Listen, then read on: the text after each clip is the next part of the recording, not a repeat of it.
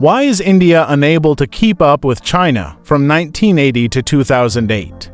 For nearly 30 years, both the Chinese government and the Chinese people have acknowledged that they are poor, backward, and populous low-income countries. The Chinese government and people admit that China is backward compared with the development of other countries in the world.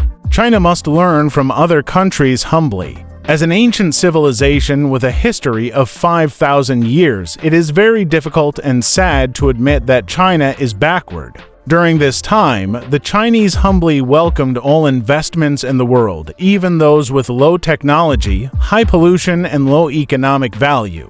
The Chinese government has created numerous special economic zones in the best coastal areas of China to facilitate land use, tax collection, export, employment, and firing of workers.